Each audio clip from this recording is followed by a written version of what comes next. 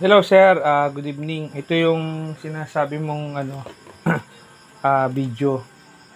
Pasensya na at medyo maraming ginagawa. Kaya hindi ko na ito na ngayon ko lang maisisingit.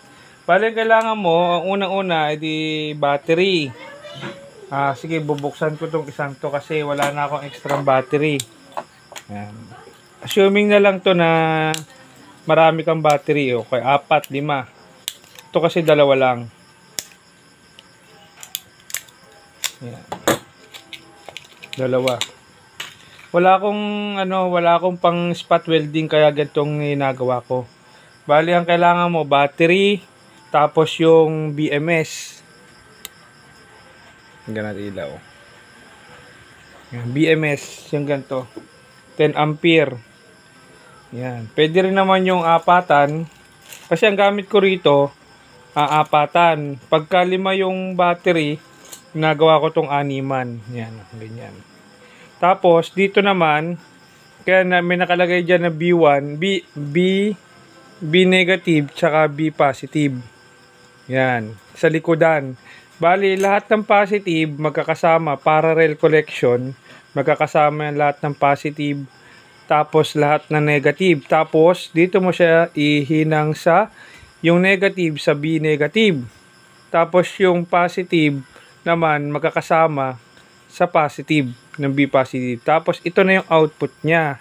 Output na at input ng battery. Yan, meron diyan nakalagay na P+ at P negative. Ito naman, irerekta mo naman siya dito. Teka lang, nasaan ba yung P, sa TP5100 dito. Irerekta mo naman siya diyan. Dito mo siya ilalagay sa dito siya ilalagay sa baba. Yung sa may tatlong yan kasi yung papasok. Yung may tatlong tuldok na yan, papasok yan. Pasok dito yung in, dito yung out. Yan, dito mo siya ilalagay sa baba. Positive, negative. Yan, di na dyan na. Konektado ka na dyan sa battery. Ano mo ito? Ayan, ito, battery to. Battery yan, dalawa. Tapos, ito naman, tatlong ito. Yan, tatlong butas na yan. Ito kasi negative. Negative, positive. Ito positive pala, sorry. Positive, negative. Ang ginagawa ko dyan, meron akong ilaw na ganito. Yan. Meron akong isang ilaw rito na blue. Yan, ito. Bili ka rin ito para indicator ng charging tsaka ng full charge. Yan. Ito, isang mahaba yan, isang maliit. Ayan o. Isang mahaba, isang maliit. Ayan. Isang mahaba. Yung mahaba, pagsasamahin mo yan. Paano mo malaman? Kung may tester ka,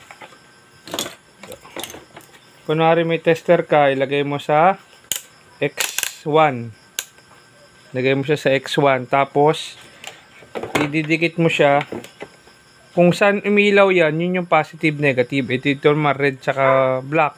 Pag pinagdikit mo yan, umilaw. Ito lang.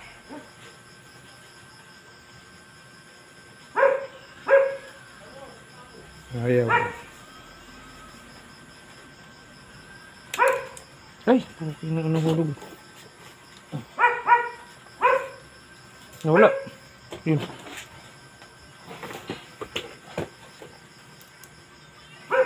Ay, lobat na aking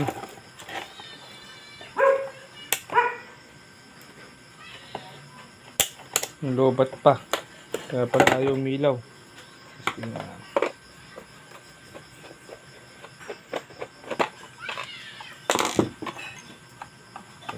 Battery.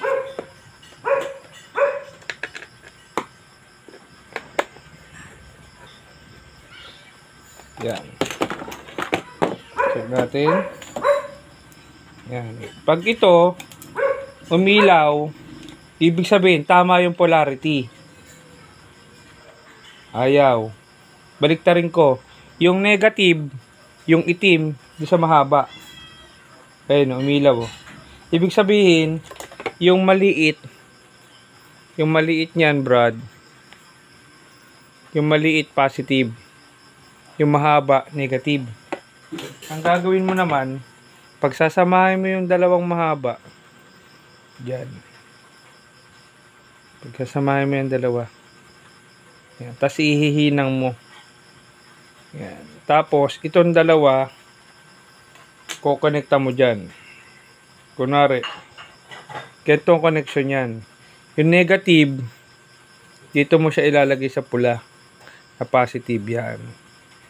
Tapos, itong negative na dalawang mahaba sa gitna. Tapos, itong isa na blue dito. Yan. Pag nakakonekta yan, ganito na mangyayari yan. Nilagyan ko ng wire. Ito. Ayun o. Tapos kahit yan pare-pare siya ng kulay, okay lang kasi dito ko naman yan kinonek. Ayun o. Dito ko naman siya kinonek. Ayun o. Ito yung negative, yung isang wire, positive ng pula, tapos yung gitna, negative ng dalawang ilaw, tapos yung dulo, positive naman ng blue.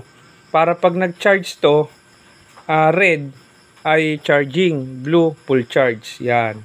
Tapos yung dito naman, ito namang isa, positive at negative, dun mo naman siya i-connect sa charging pin mo.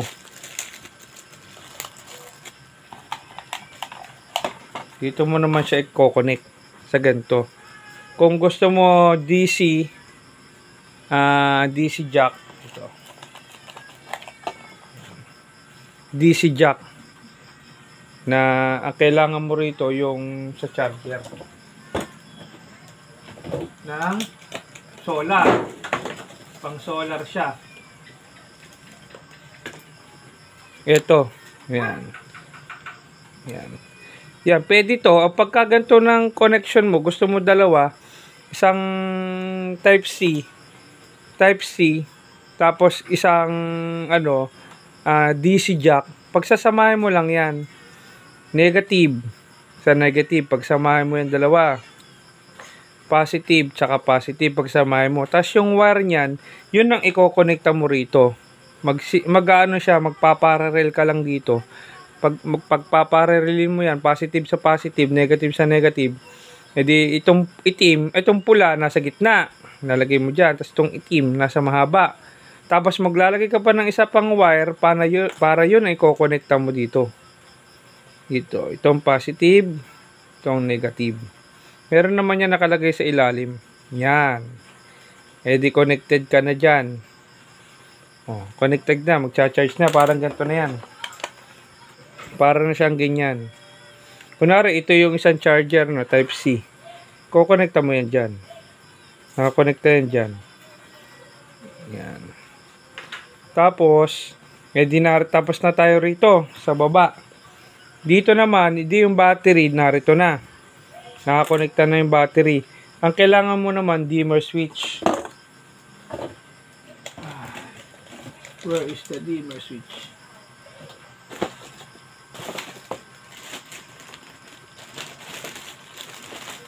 Ito na ang kailangan mo, dimmer switch. Yan.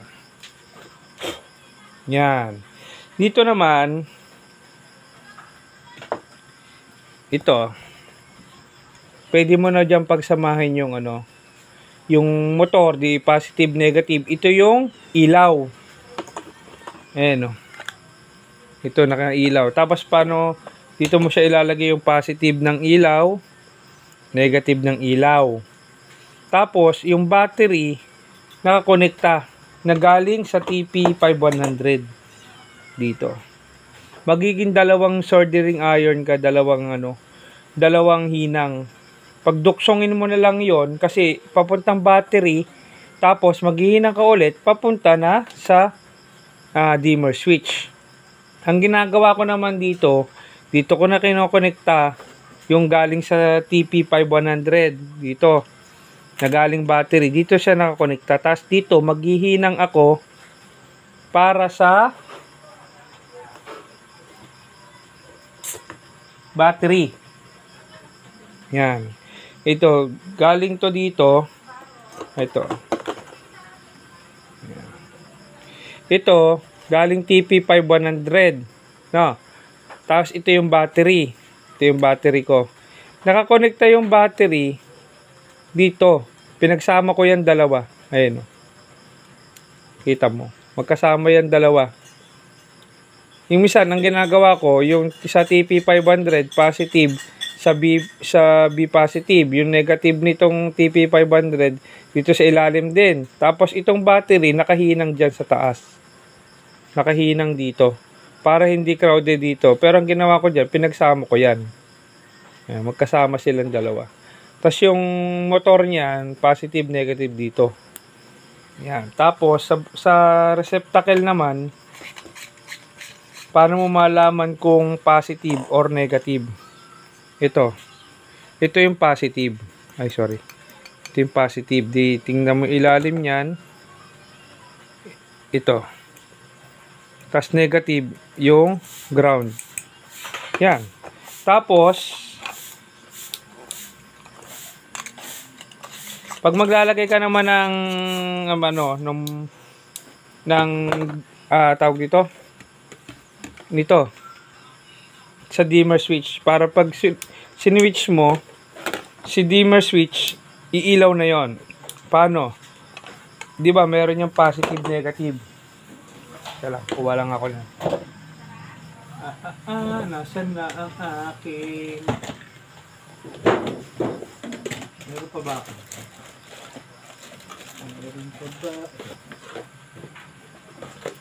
Meron pa ako.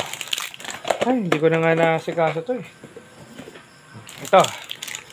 Buksan natin isa. Yan, Brad. Meron tong positive at negative.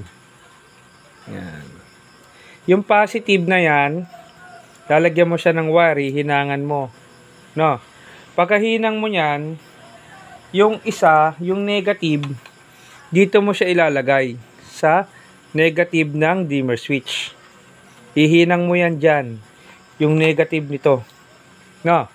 Tapos, yung positive nito, yung itong battery indicator mo, dito mo siya ilalagay. Dito. Dyan mo siya ihinang. Para pag once na sinwitch mo to, iilaw to. No? Ganon. Yun lang ano nyan. Sige, panoodin mo muna. Tapos pag may tanong ka, sagutin ko.